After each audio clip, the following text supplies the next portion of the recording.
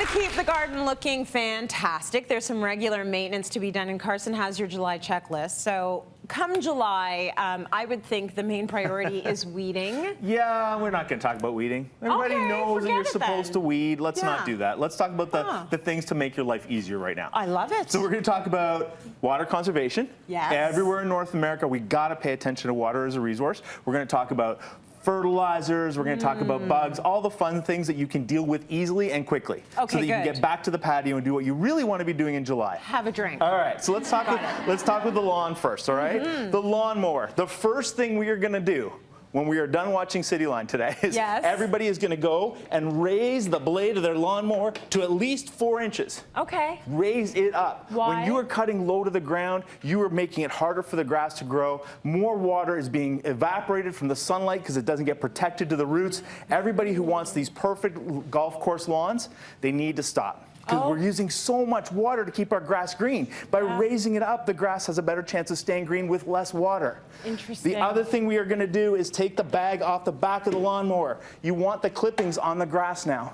Okay? Oh, yeah? The clippings are actually going to protect the roots. They act as a barrier. They protect the roots from the sun beating down on it. They allow more of the moisture to get down deep, which is where you want it to be. So less watering just by 2 simple things. Raise the mower, take the bag off the back. You can save up to 30% off your watering bill from your lawn just by those 2 simple things. That's amazing. Yeah, so it's so easy. So wait, how high are you lifting it? 3 to 4 inches is the height you should set it. Yep. Okay. I set mine at 3.5, and off we go for the rest of the year. Good. Right until September when it gets cooler again in my area. Yes. Okay? Good tip. Let's talk about fertilizers. At this time of year, the plants are looking pretty decent. They look Things are great. We've come out of spring rain. Now we're going to start giving them food. This is where you want to pop in the feed, especially if you have vegetable gardens or you've got those beautiful hanging baskets. This is where they start getting a little little sad. Absolutely, because the temperatures are going up. They're not absorbing as much water. They're not taking in the nutrients. So we're going to fertilize, okay? But most people get fertilizer wrong, okay?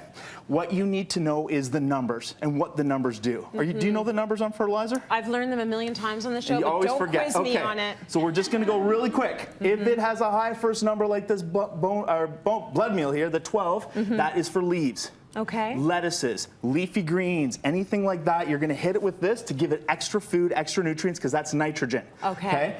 If it has an even balanced number like this all-purpose one, which is a, what's that, 232, 222? Yeah. That's across the board, so you're giving it food for the leaves, but the second number, the middle number, is for roots and blooms. Okay. So the bottom and above, so anything like tomatoes, peppers, that's where you want to have a higher middle number. Okay. And the last number is a vitamin.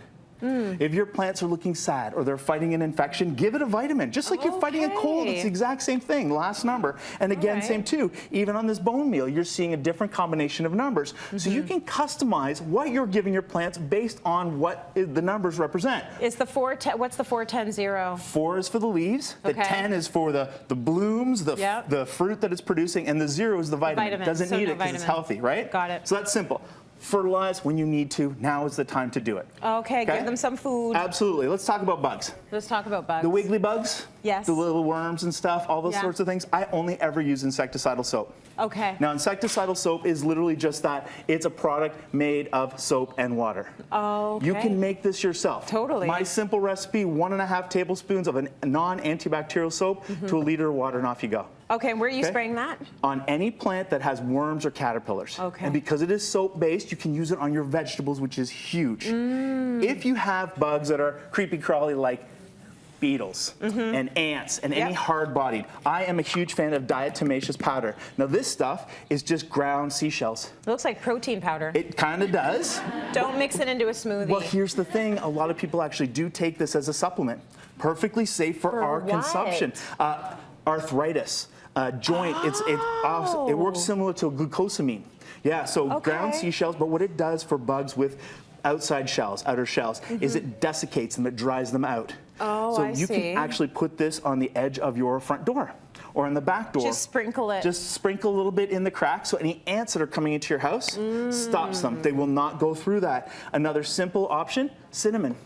Oh, they don't like cinnamon. Cinnamon works almost the same way, absolutely. So you can use cinnamon in your yard in the very same way. Interesting. Such a simple thing. And I want to show you my last little tip real quick. Yes. If you've got bugs that you need to get rid of, vacuum don't be afraid to vacuum them. Absolutely, oriental beetles. I suck them up, and then I open it up, shake it into a pail of soapy water, done. It is the best solution. Just get out there and suck your plants, people. All right, I'm going to try that.